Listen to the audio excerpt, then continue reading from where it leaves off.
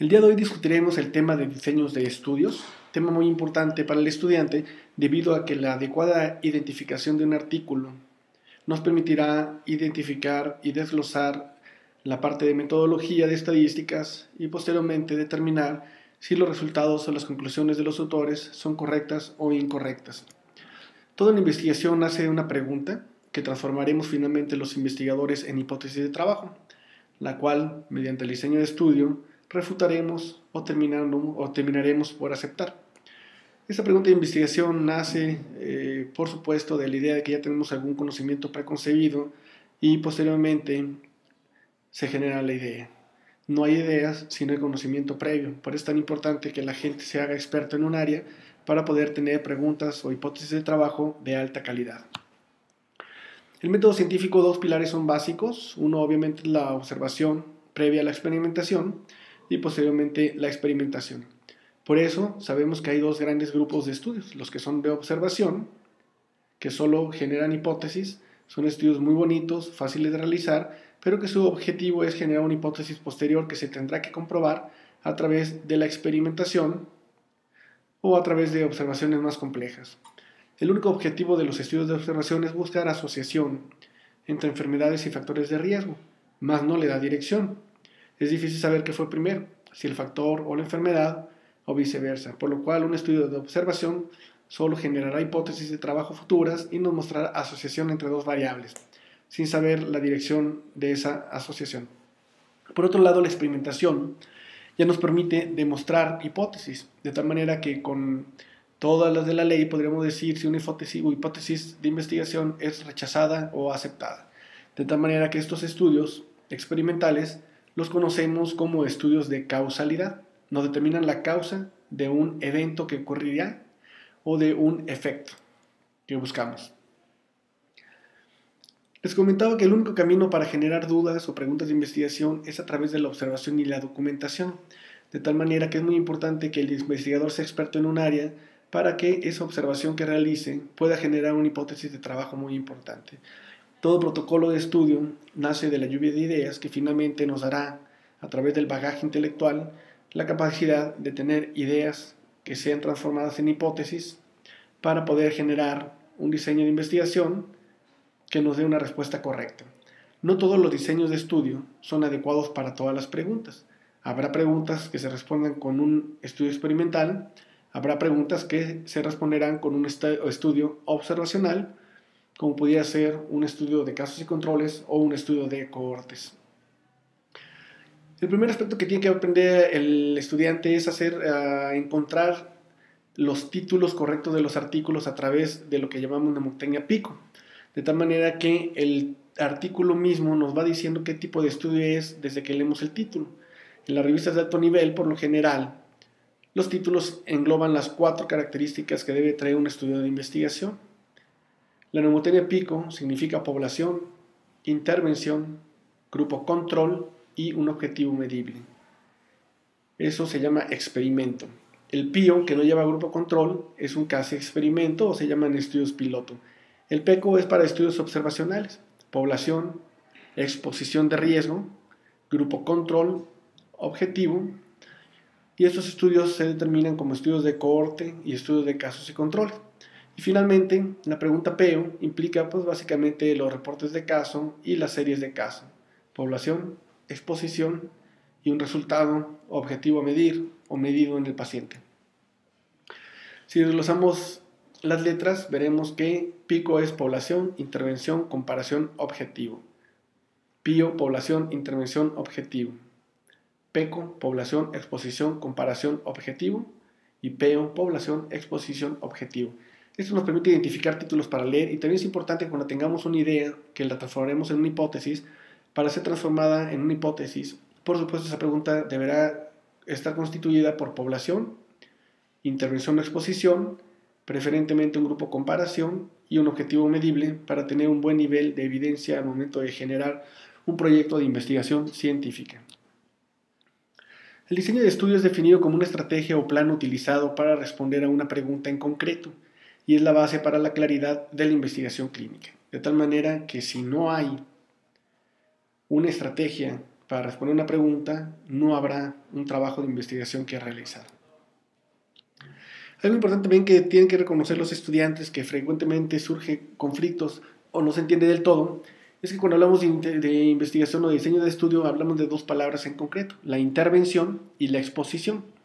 Bien, intervenir es hacer una maniobra por parte del investigador para que el resultado sea diferente de lo que va a ocurrir o de la historia natural, de tal manera que el investigador manipula completamente el estudio para obtener un resultado que muchas veces se espera favorable. En cambio, la exposición, básicamente, el investigador describe los hechos que ocurren o que ocurrieron en un tiempo sin que el investigador pueda modificarlo. Básicamente, exposición significa factores de riesgo. El paciente los tiene, no se eliminan, pero no se pueden quitar ni poner. De tal manera que la exposición puede ser el uso de tabaco, la exposición a rayos de sol, y la intervención, la mayoría de las veces hablamos de algún fármaco que modifique la evolución favorable o desfavorablemente de alguna enfermedad. También en los diseños de estudios es importante comprender la dirección de estos y comprender dos palabritas que se usan mucho y que se trae esta confusión: causa-efecto. Causa se define como un factor de riesgo que va a producir una enfermedad o efecto. De tal manera que cuando los estudios van de causa, factor de riesgo, a efecto enfermedad, son estudios llamados prospectivos, que son los mejores en calidad. Y cuando un estudio va de efecto, enfermedad, a causa, factor de riesgo, son estudios llamados estudios retrospectivos. Son estudios de menos calidad, no menos útiles, simplemente tienen su nivel de evidencia adecuado en caso de enfermedades poco frecuentes. Los estudios o los diseños de estudios se clasifican de varias maneras. El más fácil de entender es el descriptivo y analítico. El descriptivo implica que el investigador solo describe lo que ocurrió en un paciente o en una serie de pacientes y además no se cuenta con un grupo comparativo. El analítico es donde el investigador narra o interviene una investigación, pero que se cuenta con un grupo control con el cual poder hacer el análisis comparativo de los datos. Otra manera de clasificar, como les comentaba previamente, es estudio de intervención, que es experimento, intervenimos el estudio, y exposición observacional, simplemente lo vigilamos. De nuevo, clasificación por causa-efecto implica causa, factor de riesgo, efecto, enfermedad. O de efecto causa, enfermedad, factor de riesgo. Esto no divide los estudios en retrospectivo y prospectivo. Algún tipo de estudio ambispectivo es en el que se sigue el paciente en un tiempo determinado, pero se le pregunta hacia atrás cuáles serán sus factores de riesgos que van a poder modificar posiblemente el resultado que se quiere medir hacia futuro, adelante y atrás del tiempo. Este es el diagrama de los diseños de estudio. Partimos del hecho de tener conocimientos previos, una lluvia de idea que genera una pregunta que se transforme en hipótesis, que tenga los 4 pasos de pico, en posible, o los 4 pasos de peco. Dividimos ese estudio, de acuerdo a la hipótesis, en estudios descriptivos, reportes de casos, series de casos y estudios ecológicos para sacar prevalencias, y el estudio analítico, que a su vez puede ser de dos tipos, el observacional y experimental. El observacional básicamente hace referencia a los estudios transversales, longitudinales, a los de casos y controles, a los transversales controlados y a los estudios de cohorte. Entendiendo por cohorte los estudios prospectivos observacionales de alto nivel, PECO, y a los estudios retrospectivos de casos y controles de tipo observacional. El experimental puede ser aleatorio, que debe ser aleatorio, incontrolado, placebo incluso, que se llama experimento. En la literatura se le denomina como estudio clínico aleatorio, y el no aleatorio, que es el caso experimento, que muchas veces lo encontramos en la forma de estudios piloto en la literatura médica.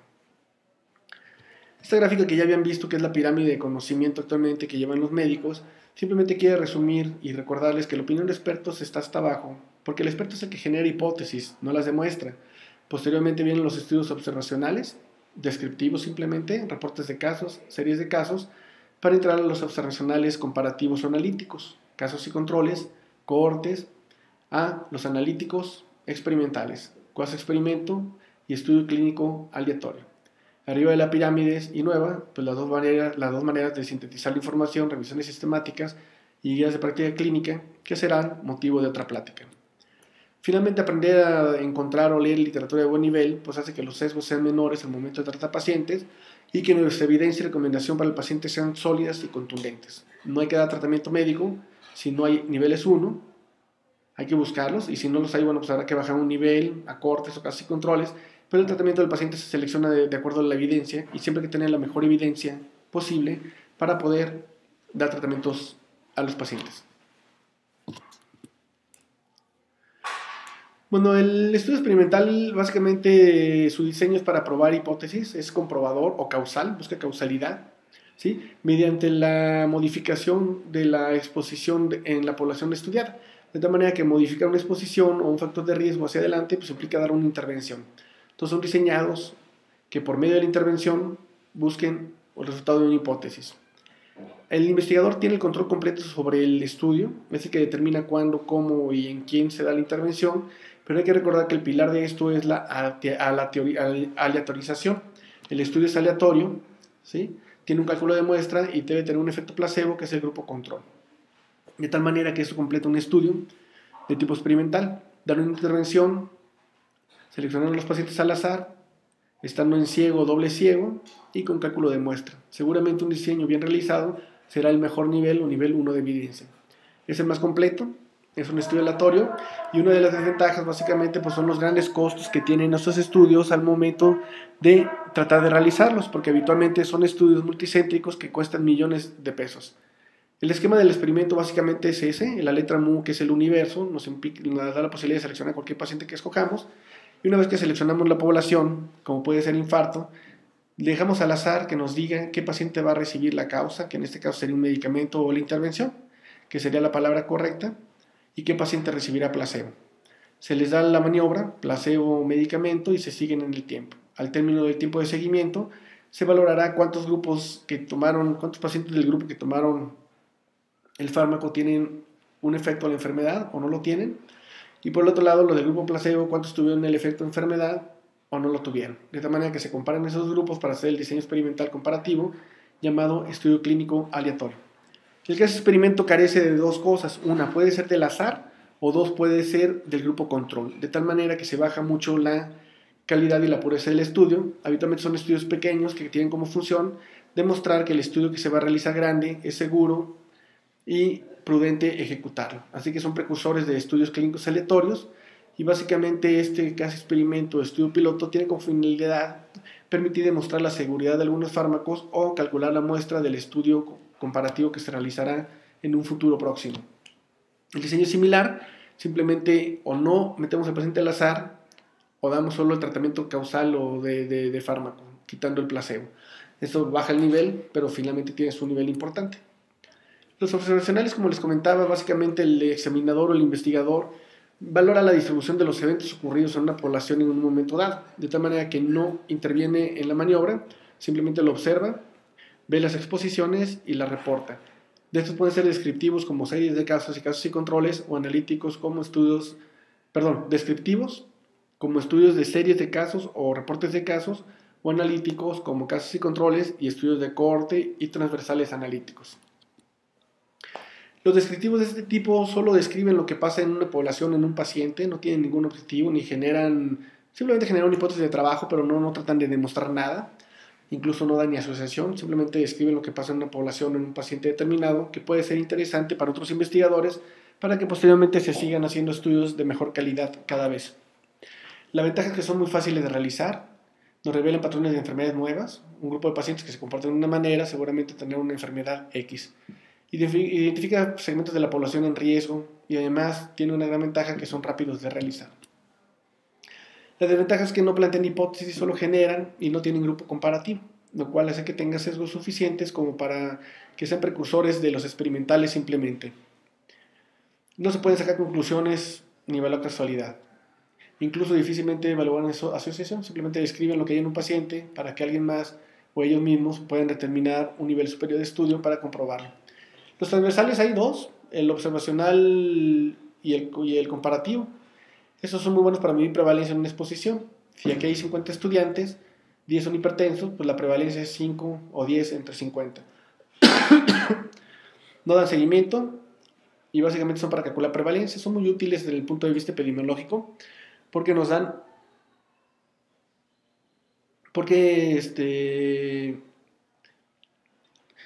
calculan prevalencia básicamente, entonces nos da el número de casos enfermos en una población determinada.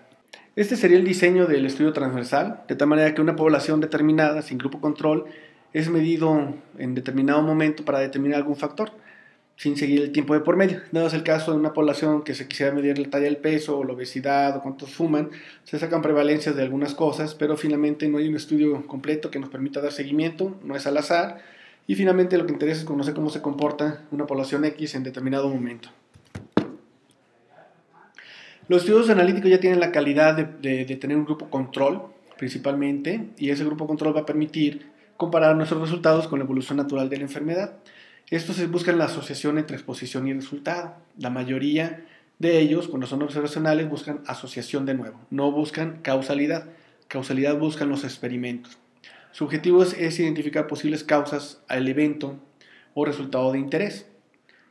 El más conocido que tenemos y de mejor calidad, porque es prospectivo, es el estudio de cohorte observacional analítico.